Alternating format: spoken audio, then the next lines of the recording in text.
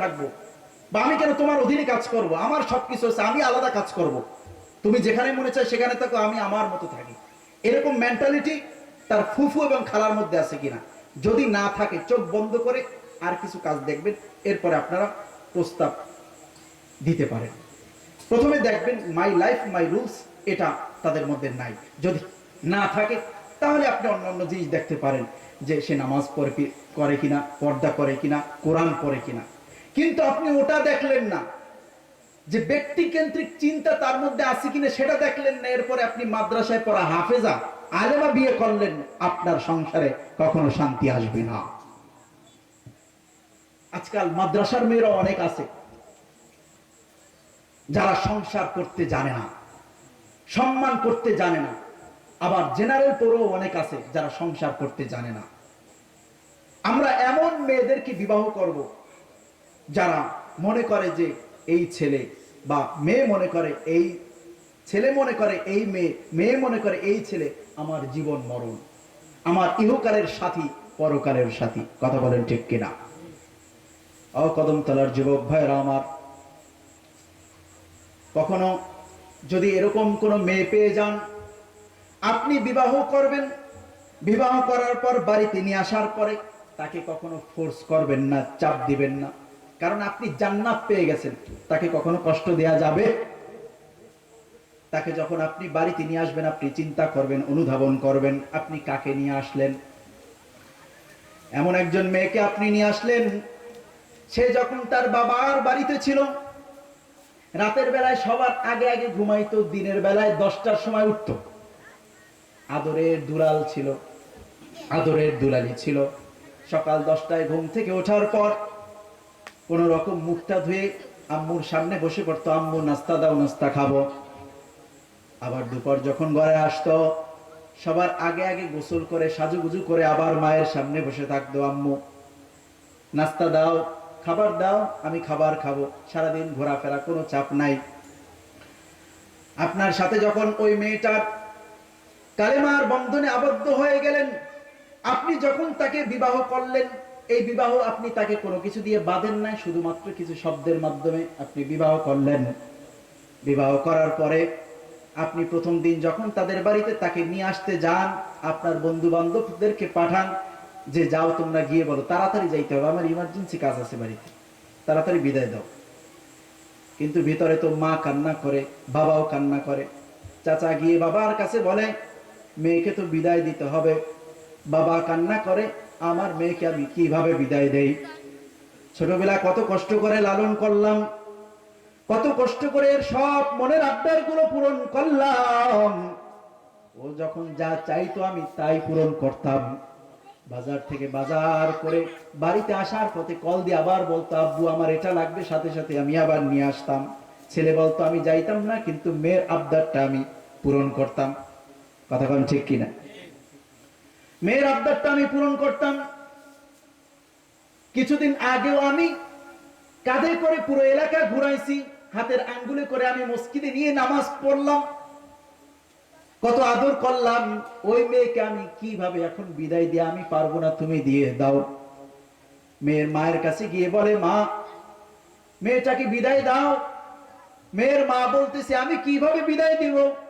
ছোট্টবেলা থেকে এই মেয়েকে কখনো আমি আমার রান্নার পাশেও নিয়ে আসি নাই, কখনো কালি লাগতে দেই নাই, হাতে কালি লাগতে দেই নাই, পায়ে কালি লাগতে দেই নাই, চেহারায় কালি লাগতে দেই নাই। যা চাইছে তাই করছি। কারণ বিয়ের পরে আরেক বাড়ি যাবে, সেখানে কি করে না করে, ভালো থাকে নাকি মন্দ থাকে আমি জানি না। ও কদমতলার যুবক ভাইয়েরা আমার, আপনি এমন একটা মেয়েকে আপনার ঘরে নিয়ে আসলেন। আসার সময় আপনার স্ত্রী আপনার শ্বশুরের দিকে তাকায় কাঁদে, শাশুড়ির দিকে তাকায় কাঁদে, বারবার বলে আব্বু আমি যাব না, আমি তোমাদের কাছে থাকবো। যতবার বলুক না কেন ওই বাড়িতে থাকবে, মুখে যতই বলে কিন্তু পাটা কিন্তু আপনার বাড়িতেই যায়। আপনার বাড়িতে নিয়ে আসলেন, নিয়ে আসার পরে ওই মেয়েটা, যেই মেয়েটা সবার আগে আগে ঘুমাইতো, সবার শেষে উঠতো, বাড়িতে আসার পরে আপনার ঘরে সবার শেষে এখন ঘুমায়, সবার খাবার দাবার খাওয়াইয়া সকাল বেলায় সবার আগে উঠে সবার জন্য নাস্তা রেডি করে, নাস্তা রেডি করার পরে আবার সবাইকে নাস্তা খাওয়ায়, দুপুরে রান্নার জন্য রেডি হয়ে যায়। হাতে কালি, পায়ে কালি, মাথায় মাকড়সার জাল, সব কিছু সহ্য করে দুপুরের জন্য আপনার খাওয়ার ব্যবস্থা করলো, ঘরের সবার খাবারের ব্যবস্থা করলো, গোসল করলো ওই আসরের সময়। এত কিছু কি জন্য করে? এত কিছু এজন্য করে, আপনার ফ্যামিলিতে অনেক অপরিচিত লোক আছে, তাদের মনে যাতে একটু জায়গা করে নিতে পারে।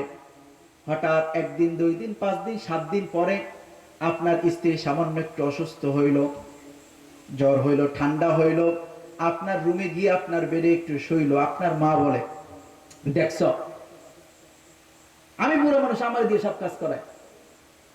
রাগয়ের না, আমি কিন্তু সবই বলবো ইনশাল্লাহ পরে, মায়েরা রাগয়ের না, সব কাজ আমার দিয়ে করে। দেখ তোর বউ শুয়ে রয়েছে, এর দিয়ে তুই সংসার করবি, জীবনটাই শেষ। ওই মাকে, ওই শাশুড়িকে পাশের বুবু যদি আবার জিজ্ঞেস করে যে তোমার মেয়েটা কেমন,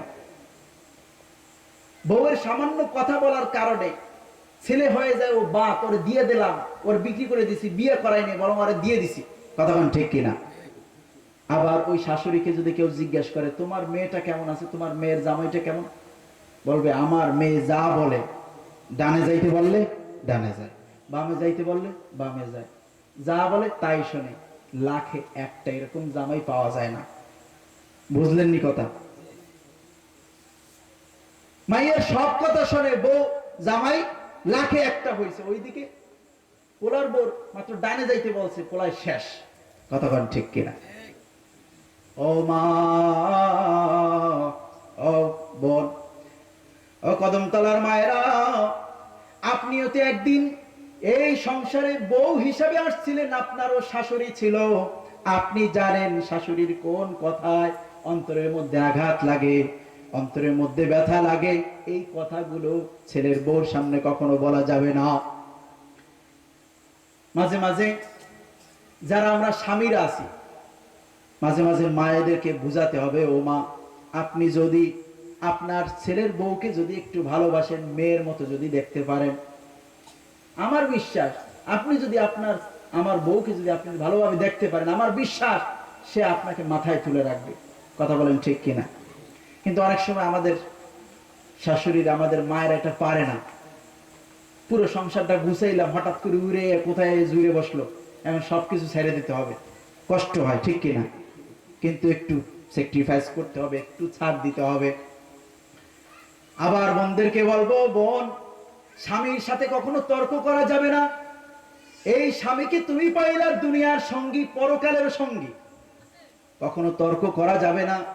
তার সাথে কখনো খারাপ ব্যবহার করা যাবে না, তার কলার ধরে কখনো টান দেওয়া যাবে না, তার সাথে কখনো খারাপ ব্যবহার করা যাবে না। তর্ক হবে, কিন্তু তর্ক হলেও কখনো কখনো তুই তুকারি শব্দ ব্যবহার করা যাবে না, কখনো ফোর্স করা যাবে না যে বলবি ভুলটা কেন করলি, আজকে বলতে হবে না তো ঘর থেকে বের হ, এভাবে বলা যাবে না। যদি কখনো ভুল হয় আপনি এভাবে বলবেন যে গতকাল, সাথে সাথে বলবেন, একদিন পরে বলবেন যে গতকালকে তো তুমি একটা কাজ করছো, তোমার কাছে একটা প্রশ্ন, তুমি আজকে উত্তর দেওয়ার দরকার না, আগামীকালকে দিও, যে ওই যে কাজটা করছিলে এই কাজটা কি ঠিক, এতটুকু, আজকে উত্তর দেওয়ার দরকার নাই। আপনার স্ত্রীর সাথে সাথে বুঝবে যে আমার স্বামী আমাকে সম্মান করে, সে আমাকে সম্মান কতটা করে। যেই স্বামী আমাকে এতটা সম্মান করে, তার সাথে কখনো খারাপ ব্যবহার করা যায়? তর্কাতর্কি হবে, ঝগড়া হবে, কিন্তু কখনো আমরা মন চাইলি স্ত্রীকে ডিভোর্স দিব, তালাক শব্দ উচ্চারণ করব। আজকে আমাদের সমাজে ঘরে ঘরে তালাক। কথা বলেন ঠিক কিনা? সকালে তালাক দেয়, বিকালে আবার আই লাভ ইউ বলে, ঠিক কিনা? শুধু একজনের এক তালাক দেয় না, বউরে তালাক দেয়, বউর মায়ের তালাক, বাপের তালাক, 14 গোষ্ঠীর 14,000 তালাক। কথা বলেন ঠিক কিনা? আবার সংসার করে। তালাক দেওয়া যাবে না। বউ যদি বেশি সে অবাধ্য হয়, তাহলে আপনি মৃদু প্রহার করবেন, আবার লাঠি দিয়ে, বাঁশ দিয়া, চুল ধইরা, কিল ঘুষি উষ্টা যা আছে না, করা যাবে না। যদি বেশি অবাধ্য হয়, হাদিসের মধ্যে আছে আপনি কথা বন্ধ করে দেন, সিট আলাদা করে দেন, তাতেও হচ্ছে না, কাজ করতে হবে কি, মৃদু আঘাত করেন, ছোট্ট একটা মেসওয়াক বানাবেন, মেসোয়াক আছে তো, ব্যবহার করেন তো। মেসোয়াক নিবেন, এই ছোট্ট একটা মেসোয়াক দিয়ে মাঝে মাঝে মৃদু হাতের আগায়, হাতের তালুতে করবেন। বেশি করতে মনে চাইলে মেসোয়াক না থাকলে হাত দিয়া রানে করবেন, যেখানে একটু গোস্ত মোস্ত বেশি আছে এখানে করবেন, পারবেন তো? কিন্তু চুল দইরা চেহারার মধ্যে এভাবে করা যাবে? এভাবে করা যাবে না। আবার স্ত্রীকেও খেয়াল রাখতে হবে, স্বামীর সম্মান, স্বামীর যেই অবস্থা, এর চেয়ে বেশি তার কাছে চাওয়া যাবে না।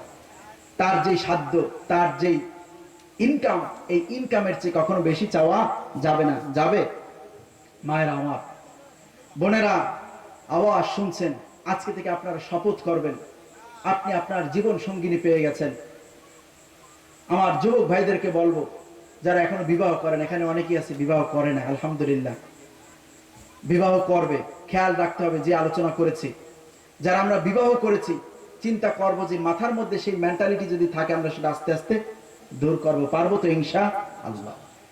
স্বামীর যে সাধ্য, স্বামীর যে ইনকাম, এই ইনকামের চেয়ে বেশি তার কাছে চাওয়া যাবে না। আল্লাহ নবী সাল্লাল্লাহু আলাইহি ওয়াসাল্লামের কাছে হযরত আম্মা জান আয়েশা একজনের তুলনা দিচ্ছিলেন।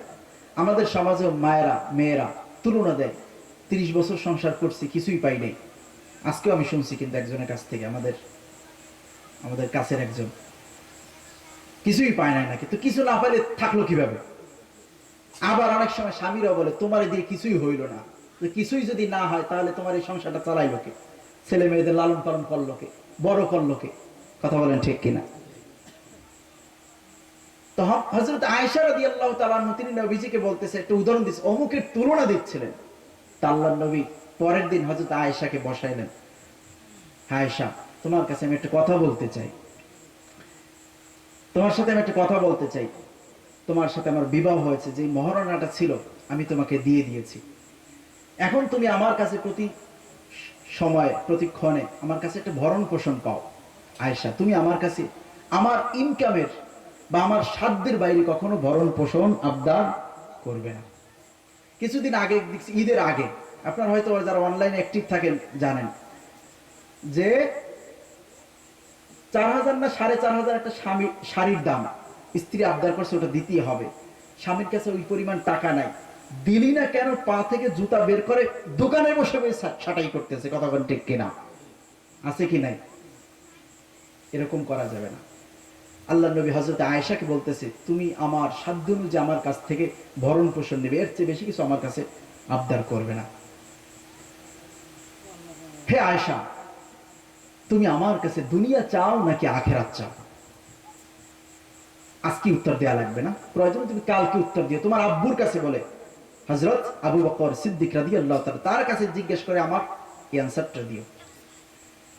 বলেন, স্ত্রী যদি ভালো হয়, বুদ্ধি যদি মাথায় থাকে, বলবে কি, স্বামী আমাকে সম্মান করে, উত্তরটা একটু ভালোভাবে দিই। কথা বলেন ঠিক কিনা? কিছুক্ষণ পরে হযরতে আয়েশা নবীজিকে বললেন, ইয়া রাসূলুল্লাহ, ইয়া হাবিবাল্লাহ, বুঝি নাই, বুঝি নাই। ইয়া রাসূলুল্লাহ, আমি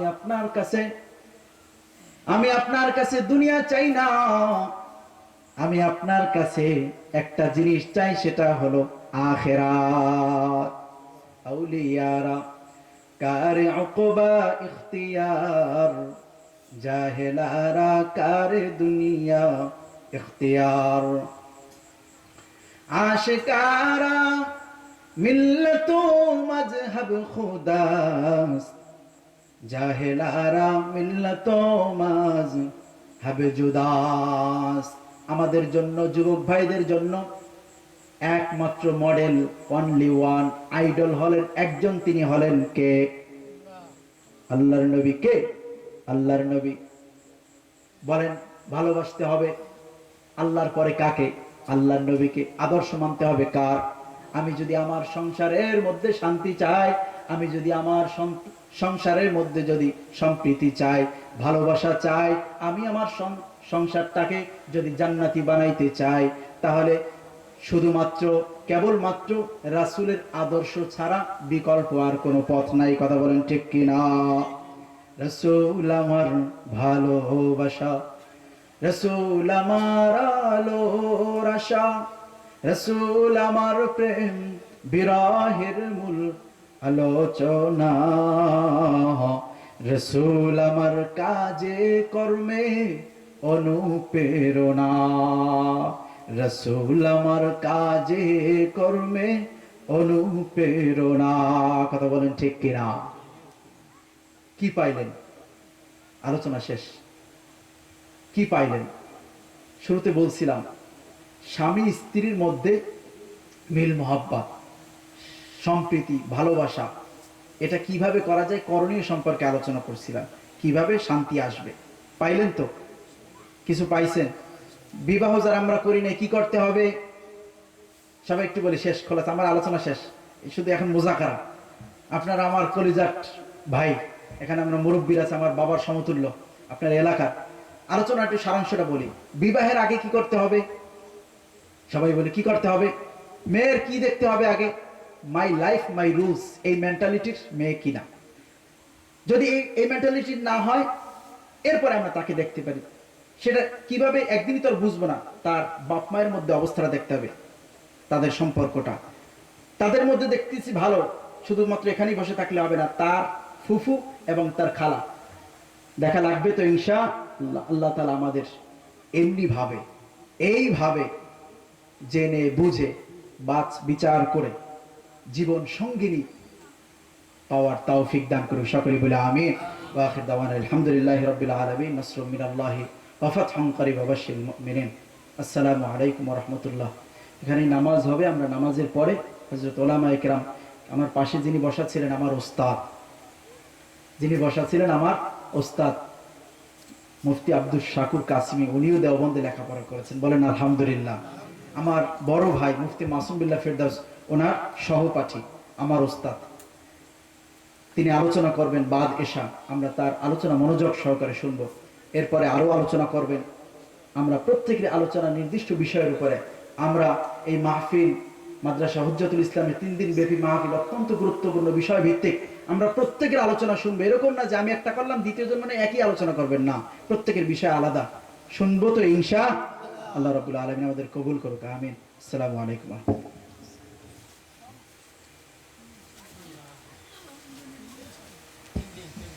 হ্যালো হ্যালো